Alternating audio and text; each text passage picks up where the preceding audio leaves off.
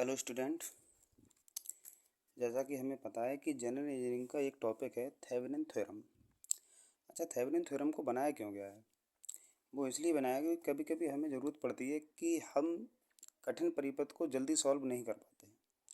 मतलब जो बच्चे हैं उनको काफ़ी प्रॉब्लम्स आती है क्लास में कि थेवेनिन थ्योरम का उपयोग क्यों है, क्यों बनाया गया है, उसका यूज क्या है। तो इसका यूज बेटा ये है कि कोई भी जटिल से जटिल परिपथ हो उसको हम क्या कर सकते हैं, थेवेनिन प्रमेय के द्वारा बहुत ही सरल कर सकते हैं, है ना। इसलिए हम थेवेनिन प्रमेय का यूज करते हैं। अब थेवेनिन प्रमेय है क्या, उसके लिए देखते हैं क्या है इसमें। तो थेवेनिन थ्योरम जैसा कि बताया गया है इसमें कि थेवेनिन प्रमेय के अनुसार, जैसा कि यहाँ मैंने लिख दिया है इसकी पूरी परिभाषा, कि थेवेनिन प्रमेय के अनुसार किसी जटिल परिपथ को किसी प्रतिरोध के आर पार एक छोटे या सरल परिपथ में बदला जा सकता है। कहने का मतलब ये है कि कितना भी जटिल परिपथ हो, हम इस प्रमेय के द्वारा उस परिपथ को सरल से सरल परिपथ में हम उसे बदल सकते हैं। ठीक, अब उसका तरीका क्या है, आपने यहाँ तक पढ़ा कि बदल सकते हैं जिसमें एक वोल्टेज सोर्स तथा केवल एक तुल्य प्रतिरोध जो कि वोल्टेज सोर्स के कैसा लगा हो, श्रेणी क्रम में लगा हो। ठीक है, जैसा कि चित्र में दिखाया गया है। अब देखिए, ये जो है ये एक जटिल परिपथ है, ठीक है ना, मतलब कठिन परिपथ है। इसको हमने क्या करा है, थेवेनिन प्रमेय में कैसे बदलेंगे कि हम इस जटिल परिपथ का क्या करेंगे, सबसे पहले तो इक्विवेलेंट वोल्टेज निकालेंगे। ठीक है, जो भी हमारा कहलाता है वो कहलाता है हमारा थेवेनिन वोल्टेज।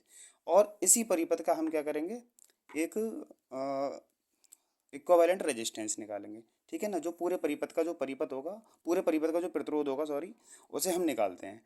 ठीक है ना। तो इसके लिए हम करते क्या हैं, ये तो हो गया कि थेवेनिन थ्योरम का लिखने का तरीका कैसे है, कि किस तरीके से हम लिखेंगे। अब बारी आती है कि हम जो हमारा जटिल परिपथ है उसको हम थेवेनिन तुल्य परिपथ में कैसे चेंज करेंगे। तो उसके लिए उसकी कुछ स्टेप्स हैं जो मैंने आपको इधर लिख रखी हैं।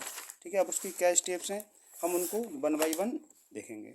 तो सबसे पहले इसका नियम है क्या, कि किसी भी जटिल परिपथ को थेवेनिन तुल्य परिपथ में बदलने के नियम क्या हैं, कि पहले क्या है, सबसे पहले हम क्या करते हैं कि लोड प्रतिरोध आर एल, जो हमने आर एल लगाया ना इधर, हर परिपथ में आर एल लगा होगा लोड रेजिस्टेंस का, इसको हम क्या करते हैं, सबसे पहले इसको हटा देते हैं और उसकी जगह पर हम खुला परिपथ छोड़ देते हैं। ठीक है ना।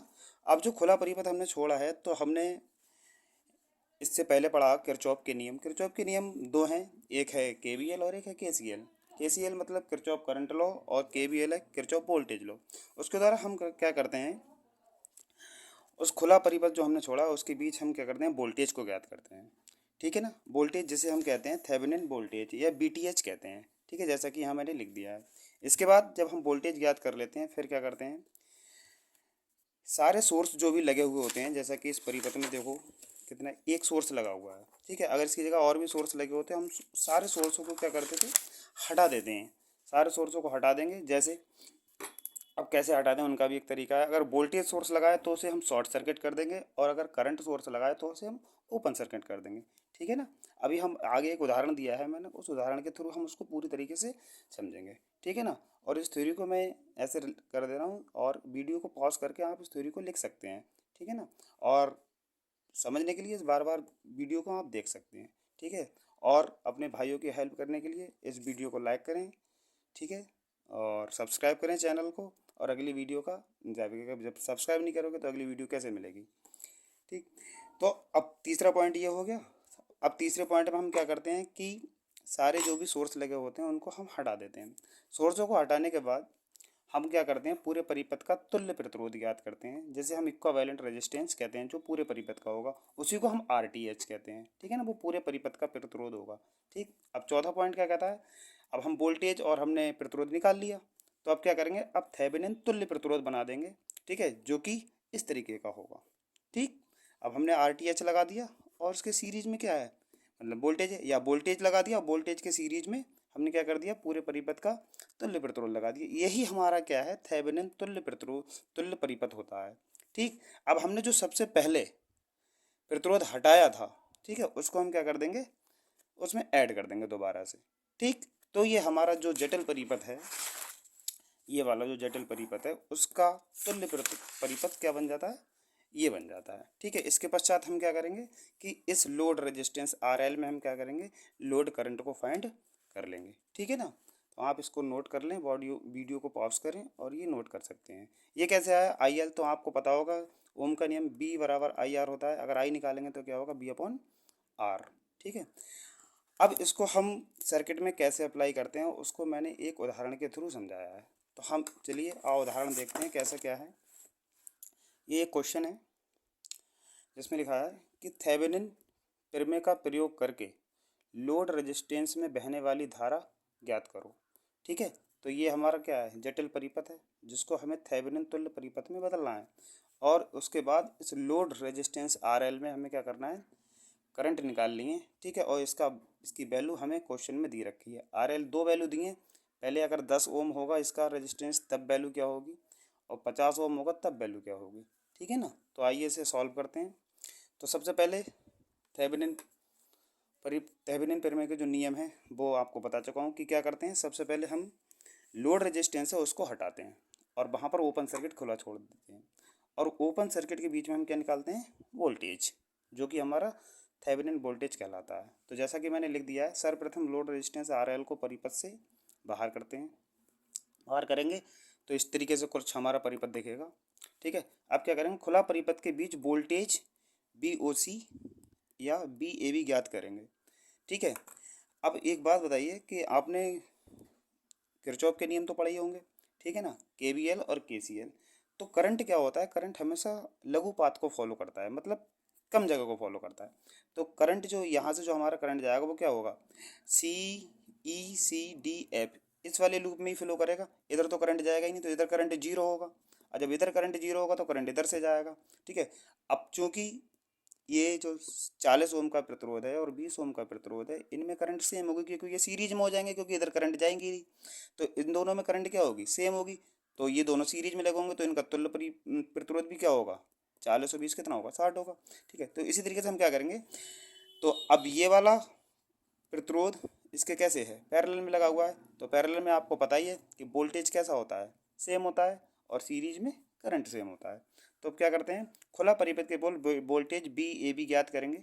ठीक है ना, तो 60 ओम का जो रेजिस्टेंस है उसमें कोई भी करंट फ्लो नहीं होगी, उसमें धारा का मान क्या होगा, शून्य। इसलिए ए बी के बीच का वोल्टेज कॉमा सी और डी के बीच वोल्टेज के बराबर होगा। क्योंकि ए बी के बीच जो वोल्टेज होगा, तो जो हम सी और डी के बीच वोल्टेज निकालेंगे वही हमारा क्या होगा, बी टी एच होगा। तो कैसे निकालेंगे, loop C D F E में। ठीक, तो आई बराबर क्या होगा, B upon R one plus R two, B मतलब ये वाली वैल्यू। ठीक है, अब R one plus R two हमने इसे आर वन मान लिया, इसे आर टू मान लिया, तो इनको ऐड कर देंगे। तो बी का मान हमें दिया है 120, 120 40 प्लस 20, 40 प्लस 20 हो गया। ठीक है ना, तो 20 प्लस कितना हो, 40 प्लस 20 60, 60 से हम काट 60 दूनी 120।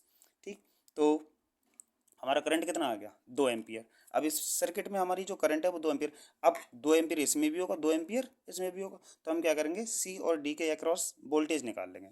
ठीक है, अतः 20 ओम के रेजिस्टेंस के बीच वोल्टेज 20 सी डी। तो जब हम निकालें तो क्या होगा, आई आर टू, क्योंकि हमने इसे आर टू माना है, आई तो दोनों में यही रह रही है, तो 2 × 20 कितना हो जाएगा, 14 वोल्ट। ठीक, अब 14 वोल्ट, यहाँ पर 40 वोल्ट है, तो जो वोल्टेज यहाँ होगा वही वोल्टेज यहाँ होगा। ठीक है, तो B C D equal to B A B बराबर 40। ठीक है, और 40 यही हमारा क्या होता है, बी टी एच होता है ना। तो ये हमारा कितना आ गया, 40 वोल्ट आ गया। ठीक, अब इसके नेक्स्ट क्या करेंगे, हमने वोल्टेज निकाल लिया, उसके बाद हम क्या करते हैं कि सर्किट में से सारे जो भी सोर्स हैं उनको क्या करेंगे, रिमूव करेंगे और पूरे परिपथ का प्रतिरोध निकालेंगे। ठीक, वो कैसे, सोर्स को सर्किट से हटाते हैं, हटा दिया, यहाँ एक सोर्स लगा था पीछे। ठीक है, और तुल्य प्रतिरोध ज्ञात करेंगे। ठीक, तो क्या करेंगे, बिंदु ए व बी के बीच तुल्य प्रतिरोध या आर टी एच जैसे कहते हैं, टी एच का मतलब है थेवेनिन। ठीक है ना, या ए बी, एक ही बात है। ठीक, तो क्या करेंगे, आर ए बी। अब हमें पता है कि ये दोनों कैसे होंगे, सीरीज में होंगे, और इन दोनों का जो सीरीज निकल के आएगा, सॉरी ये दोनों कैसे होंगे, पैरेलल में होंगे, और इन दोनों का जो पैरेलल निकल के आएगा वो उसके क्या होगा, सीरीज में होगा। ठीक है ना, तो हम क्या करेंगे, 40 और 20 ओम का जो प्रतिरोध है वो कैसे हैं, हमारे समांतर क्रम में है, तो उन दोनों को समांतर क्रम में हम लिखेंगे, और प्लस उसके जो 60 ओम का जो प्रतिरोध है वो उसके क्या होगा, सीरीज में होगा। तो इन दोनों को जब हम निकालेंगे तो कितना आएगा, 40 दूनी 80 और एक जीरो, 800 और बटे 60। जब हम इसे डिवाइड करेंगे तो आएगा 13.33। ठीक, अब 60 उसमें ऐड कर देंगे तो हमारा कितना आ जाएगा, 73.33 ओम आ जाएगा। ठीक, तो अब ये क्या आया, ये ही हमारा क्या है, RTH जो पूरे परिपथ का क्या है, प्रतिरोध है। ठीक, अब हम क्या करेंगे, जब हमारा वोल्टेज भी आ गया निकल के, ठीक है, प्रतिरोध भी आ गया निकल के, अब क्या करेंगे, हम थेवेनिन तुल्य प्रतिरोध बना देंगे। अब थेवेनिन तुल्य प्रतिरोध कैसा होता है, ऐसा। ठीक है, हमारा वोल्टेज कितना आया था, VTH 40।